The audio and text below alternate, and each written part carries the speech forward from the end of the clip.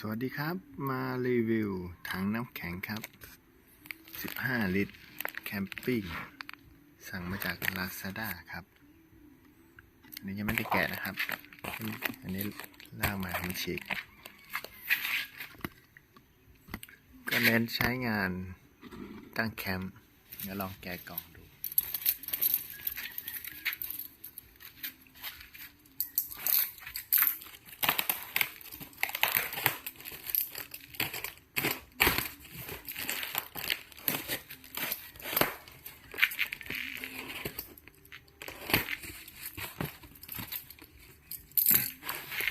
ครับ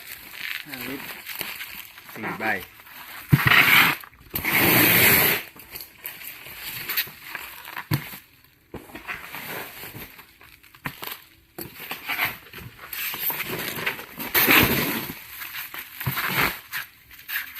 แพ็คมาอย่างดีครับ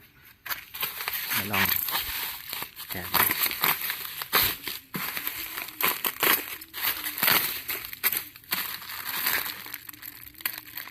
ดูมี QC ด้วยครับ QC ทดสอบน้ำรั่วความสะอาดวันเดือนที่ประกอบลงชื่อ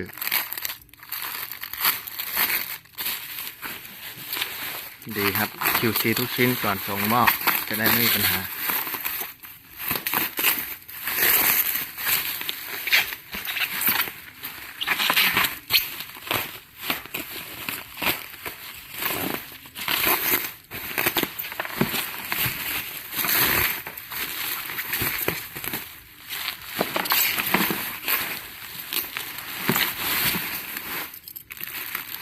จะมี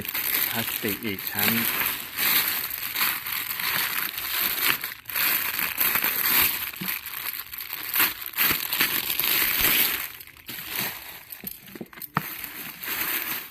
นี่ครับ15 ลิตร Everest Cooler Box Camping ข้างล่างก็มีนะครับที่ปล่อยน้ำ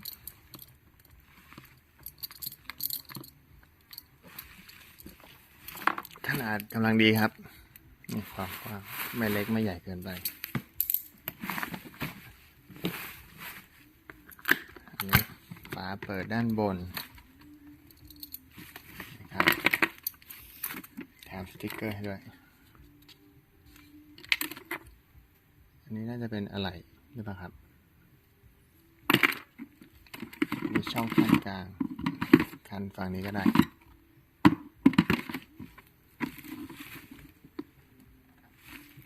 หนานะลองเปิดด้านบนนะมันมีฝาบน2 อันก็สะดวกดีซีนมาก็โอเคครับ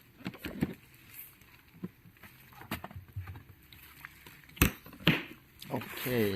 ใครสนใจก็ไปดูรีวิวได้ที่ในร้านนะครับเดี๋ยวผมแปะลิงก์ร้านใต้คลิปขอบคุณมากครับ